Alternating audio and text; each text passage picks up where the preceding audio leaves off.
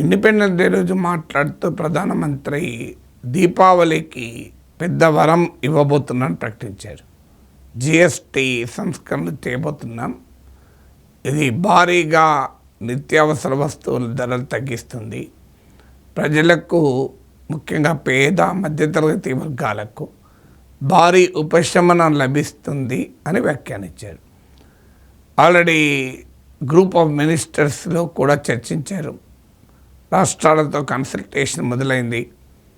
సెప్టెంబర్లో జరిగే GST council మీటింగ్లో ఫైనలైజ్ చేస్తారని అంటున్నారు.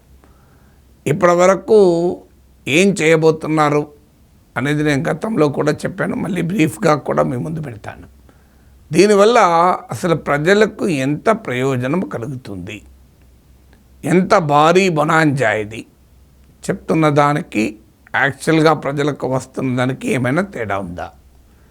ముందుగా ప్రభుత్వం ఆలోచన ఏంటి అని చెప్పే ముందు ఇప్పుడున్న జిఎస్టీ స్ట్రక్చర్ మరోసారి. ఇప్పుడు జిఎస్టీ స్ట్రక్చరు 5, 12, 18, 28% ఉంది. అంటే 4 రేట్లో 4 స్లాబ్స్ ఉంటాయి జిఎస్టీలో. కొన్ని వస్తువులు సేవలు 5%, కొన్నిటిపైన 12%, 12%, కొన్నిటిపైన 18%, కొన్నిటిపైన 28% ఉంటుంది. 28% అంటే సిన్ గూడ్స్ అంటారు. అంటే ఏ వస్తువులనైతే సమాజంలో వినిమయాన్ని తగ్గించాలి అని ఆలోచిస్తామో అలాంటి వాటికి. సో ఈ 5, 12, 18, 28% 4 రకాల స్లాబ్ రేట్స్ను 2 రకాలుగా తగ్గించాలని. కొన్ని కంట్రీస్లో ఓన్లీ సింగిల్ జిఎస్టీ రేట్ ఉంటుంది, కానీ అది సైంటిఫిక్ కాదు. ఎందుకంటే అన్ని వస్తువులపైన ఒకే రకం పన్ను ఎప్పుడు ఉండకూడదు. ఏ వస్తువు ప్రజలకు ఎక్కువ అవసరమో, ఏ వస్తువు తక్కువ అవసరం, merit goods and non merit goods అంటారు. ఎయిర్ కండిషన్డ్ పైన, బ్రెడ్ పైన ఒకే రేట్ ఉంటుందా? 5 స్టార్ హోటల్ పైన, నార్మల్ రెస్టారెంట్ ఉడిపి హోటల్ పైన ఒకటే జిఎస్టీ ఉంటే ఎట్లా? సో అందువల్ల ఎప్పుడు కూడా జిఎస్టీ కూడా శాస్త్రీయం ఉండాలి. ఒకటే రేటు మనలాంటి దేశాల్లో సాధ్యం కాదు. సో కన్సంప్షన్ ఇన్ఈక్వాలిటీస్ ఉన్న కంట్రీలో జిఎస్టీ ఒకే రేటు ఉండడం కరెక్ట్ కాదు. ఇన్కమ్ ట్యాక్స్ ఒకే రేటు ఉన్నట్టే ఉంటుంది. ఇన్కమ్ ట్యాక్స్ ఒకే రేట్ అయినా ఇంకా అర్థం ఉంది, ఎక్కువ ఇన్కమ్ ఉన్నవాడు ఎక్కువ కడతాడు. కానీ జిఎస్టీ ఒకే రేటు ఉండడం అనేది ఏ రకంగానూ కరెక్ట్ కాదు. కానీ 4 రేట్లు ఉండడం ఏంటి అనే విమర్శ మొదటి నుంచి వస్తుంది కనుక ప్రభుత్వం దాన్ని ఇప్పుడు మార్చి 2 స్లాబులే జిఎస్టీ ఉండబోతుంది. 5% అండ్ 18%. మధ్యలో ఉన్న 12% ఉండదు, 28% ఉండదు. మరి ఉన్నప్పుడు ఆల్రెడీ 12% జిఎస్టీ ఇప్పుడు అప్లై అవుతున్న గూడ్స్ అండ్ సర్వీసెస్ పైన ఎంత ట్యాక్స్ ఉంటుంది, అలాగే 28% ప్రజెంట్ వసూలు చేస్తున్న గూడ్స్ అండ్ సర్వీసెస్ పైన ఎంత ట్యాక్స్ ఉంటుంది అనేది క్వశ్చన్. సో ఇప్పుడు 28% దాంట్లో అత్యధిక భాగం 18%లోకి మార్చేస్తారు అని అంటున్నారు. అంటే ఒక 10% తగ్గిపోతుంది ఆ వస్తువులపైన. ఒక 7-8 వస్తువులు మాత్రమే, ఓన్లీ 7 and 8 ఎంట్రీస్ మీద మాత్రమే 40% సిన్ డ్యూటీ, అంటే టొబాకో కన్జంప్షన్ ఇలాంటి వాటిపైన 40% ఉంటుంది అని. అంటే 28% జిఎస్టీ ఉన్నవి కాస్త 18% అవుతుంది. అంటే ఒక 10% తగ్గుతుంది. ఉదాహరణకు 28% ఉన్న అన్నిటిపైన 18% తగ్గింది అనుకుందాం. అన్నిటిపైన తగ్గవు, కొన్ని 40% పెరుగుతాయి కూడా, కానీ అన్నీ తగ్గాయి అనుకుందాం. అప్పుడు ఎంత పర్సెంటేజ్? 10% బెనిఫిట్ ఉంటుంది ఒక ఈ వస్తువులపైన. అసలు 28% ట్యాక్స్ నుంచి ఎంత జిఎస్టీ వసూలు అవుతుంది?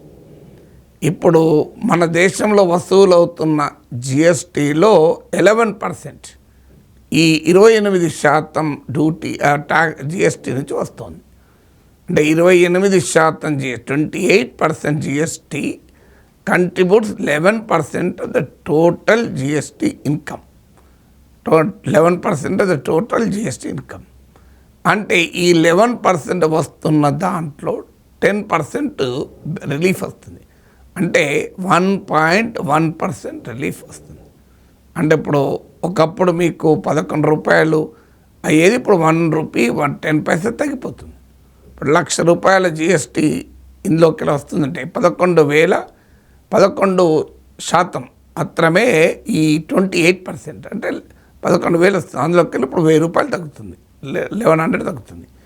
అంటే 28% GST contributes 11% the total GST income కనుక అది 10% తగ్గుతుంది, 18% మారుతుంది కనుక అరౌండ్ 1.1% కాస్త రిలీఫ్ ప్రజలకు దక్కుతుంది.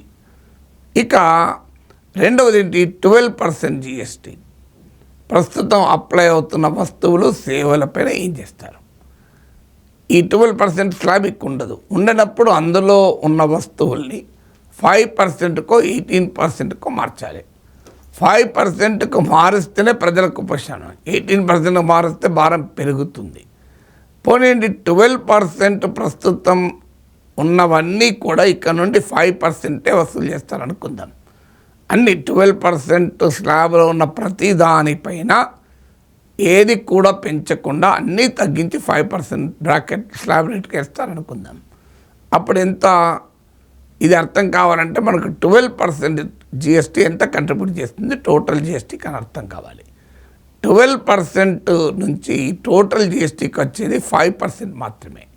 సో నేను ఇంతకుముందు చెప్పాను 4 జిఎస్టీ రేట్లు ఉంటాయి, 5%, 12%, 18%, 28%. 12% నుంచి కేవలం 5% టోటల్ జిఎస్టీ ఇన్కమ్ వస్తుంది. 11% 28% వస్తుంది. 7% ఆఫ్ ది జిఎస్టీ ఇన్కమ్ 5% నుంచి వస్తుంది. ఇక 11 + 7 + 5 23% పోతే ఇక 67 మిగతాదంతా కూడా మీకు 11, 5, 7 అంటే 23% పోతే టోటల్గా మిగతా జిఎస్టీ అంతా మీకు 18% నుంచి వస్తుంది. కొన్నిటి మీద సిన్ గూడ్స్ ఇతరత్రా ఉన్న ఓవరాల్గా 18% ఇది major contributor for the GST revenue. So ఇది మనకు అర్థం కావాల్సినటువంటి బ్యాక్గ్రౌండ్. ఇక ఈ 5% కంట్రిబ్యూట్ చేస్తున్న 12% స్లాబ్ ఉండదు కనుక అది 5% అవుతుంది కనుక ఇందులోకి వెళ్ళి 7% రిలీఫ్ తగ్గుతుంది. ఎందుకంటే 12 5 అవుతుంది, అంటే 7% ఆఫ్ ద 5% ఇన్కమ్ అంటే 0.35%.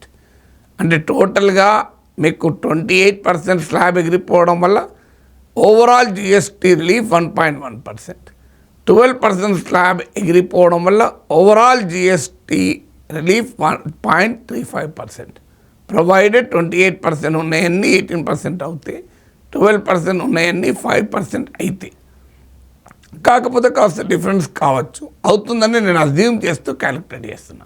అంటే ఇప్పుడు టోటల్గా ఎంత రిలీఫ్ దొరుకుతుంది, 1.45%. 1.45% టోటల్ జిఎస్టీలో తగ్గుతుంది.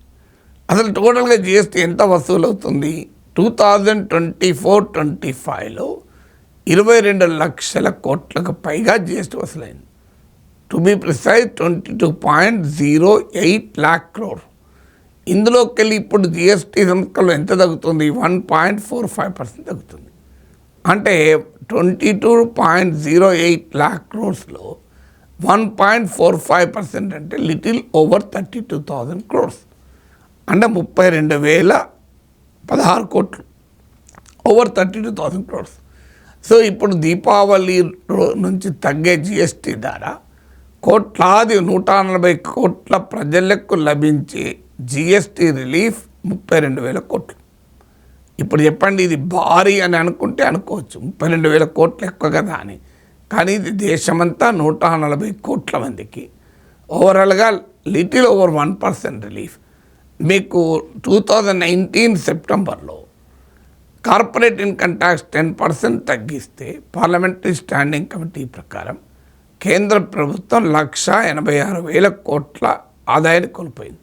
Corporate benefited to the tune of 1.86 lakh crores. అంటే ఒక్క కార్పొరేట్ ట్యాక్స్ సంస్కరణల ద్వారా 1.86 lakh crore కార్పొరేట్లకు బెనిఫిట్ అయితే, జిఎస్టీ నెక్స్ట్ జనరేషన్ రిఫార్మ్స్ వల్ల ప్రజలకు బెనిఫిట్ అవుతున్నది కేవలం 32,000 crore మాత్రమే. అంటే ఎంతనో మీరే లెక్కేయండి. సో అరౌండ్ 1/6 అవుతుంది అంతే. సో ఇది ఇప్పుడు జిఎస్టీలో మనకు దొరకబోతున్న రిలీఫ్.